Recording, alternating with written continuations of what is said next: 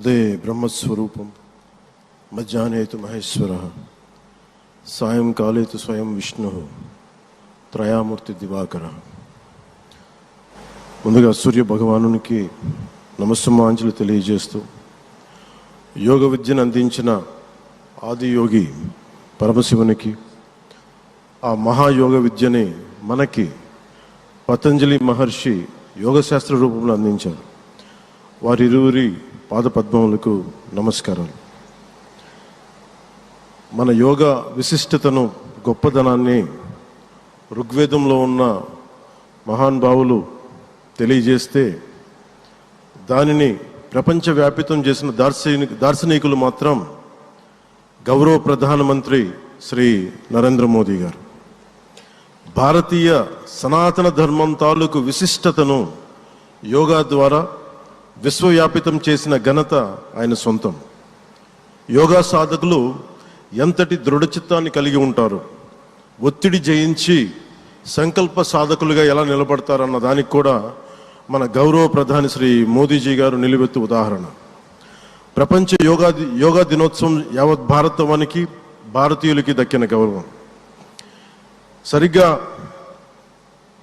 ఒక 2014లో అప్పుడే ఐక్యరాజ్య సమితిలో గౌరవ ప్రధానమంత్రి మోదీ గారు ప్రవేశపెట్టినప్పుడు దాదాపు 177 దేశాలు ఈ రెజల్యూషన్కి మద్దతు పలికినాయి. ఇంతమంది మద్దతుని కూడగట్టగలిగి ఈ రోజున మనకి 2015 నుంచి యోగా దినోత్సవం ప్రారంభమైంది.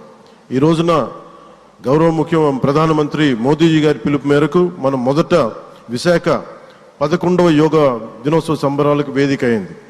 శ్రీ మోదీజీ గారి సమక్షంలో గౌరవ ముఖ్యమంత్రి వర్యులు శ్రీ చంద్రబాబు నాయుడు గారి కృషితో ప్రపంచ రికార్డుకు వేదికగా నిలిచింది. విశ్వనరులు మోదీజీ గారి పిలుపు మేరకు యోగా ఒక వన్ ఎర్త్ వన్ హెల్త్, ఈ ఆరోగ్యం థీమ్ని ఈ వేదిక నుంచి ప్రతి ఒక్కరూ ముందుకు తీసుకెళ్లాలని మనస్ఫూర్తిగా కోరుకుంటూ, ఇక్కడ ఆసీనులైన మీ అందరికీ, ఇక్కడికి వచ్చేసిన ప్రతి ఒక్కరికి కూడా పేరు పేరున నా హృదయపూర్వక వందనాలు, నమస్కారాలు. అలాగే గౌరవనీయులైన గవర్నర్ గారి శ్రీ అబ్దుల్ నజీర్ జీ గారికి, గౌరవ ముఖ్యమంత్రి శ్రీ నారా చంద్రబాబు నాయుడు గారికి, civil aviation minister Kinjarapu Rammohan Naidu గారికి, అలాగే మనకి Ayush minister of state independent charge Shri Prataprao Jadhav గారికి, అలాగే వేదిక పైన ఉన్న ప్రతి ఒక్కరికి, గౌరవ కేంద్ర మంత్రివర్యులకి, రాష్ట్ర మంత్రివర్యులకి, ప్రతి ఒక్కరికి పేరు పేరున ధన్యవాదాలు తెలియజేసుకుంటూ సెలవు తీసుకున్నాను. జై భారత్, జై హింద్.